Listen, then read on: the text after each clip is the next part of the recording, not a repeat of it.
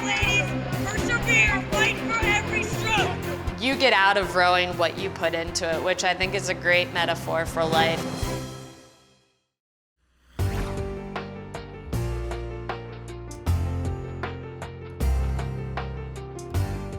The foundation was formed in the early 2000s, but it dates back to a race that was founded in 1920, the Philadelphia Challenge Cup, which we call the Gold Cup because it is a 14-karat solid gold cup that the Schuylkill Navy instituted to honor Jack Kelly and to determine and invite the best male scullers from around the world to Philadelphia to race for the undisputed title of single sculler champion.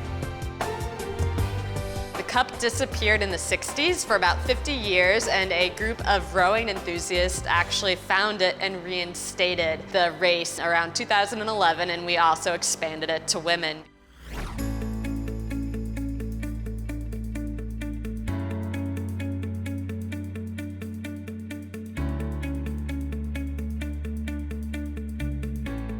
Do you want one more thing to work on? I love the fact that the Gold Cup is a lot broader than just a rowing event. It manages to reach out into the community, which I think is hugely important.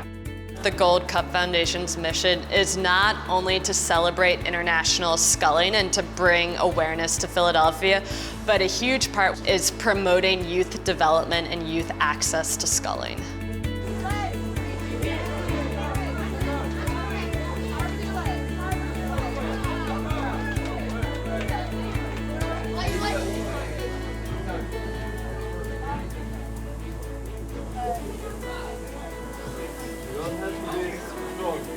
This is a school that many of the students who attend go there tuition free.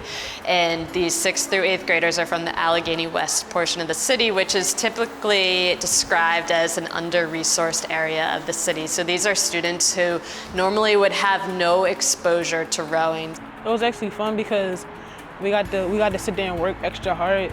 And basically all the practices we was doing, they've been having us work on teamwork. It teaches you how to compete in your academics and how you carry yourself in life. Once you start to learn how to row and you have that competitive nature, there's nothing in this world you can't succeed. Go! And that's why we want them here, so they can get that building block to get out there and succeed in life.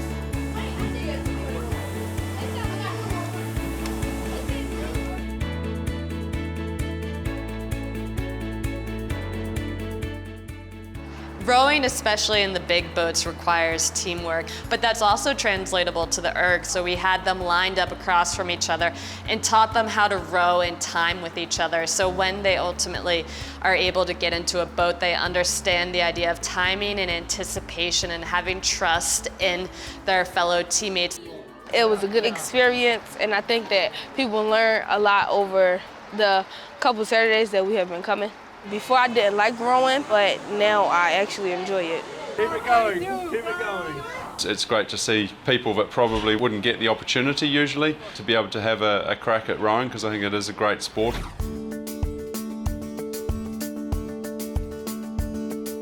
I think the best thing for kids, especially in middle school, is to see Olympians not as superheroes, but to see them as normal people who they can talk to and ask questions and realize that we're normal people who've worked hard to attain our goal.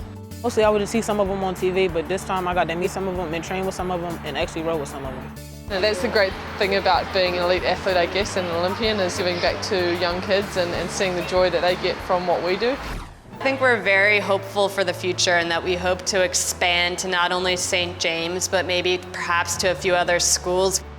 I think this experience has provided perspective not only to the students, but as well to the athletes and some of the Gold Cup supporters. We obviously couldn't be doing this without the support of our stewards and some of the corporations who support the Gold Cup. We've learned a lot with St. James, and we want to take that and learn from it and find ways to improve. We obviously would love to partner with some of the other clubs down on Boathouse Row as well, so we're getting more of the clubs also wanting to give back and to give more access to these Philadelphia students. I would say to the people who helped me is thank you for teaching me something new, and thanks for giving me their time and believing in me.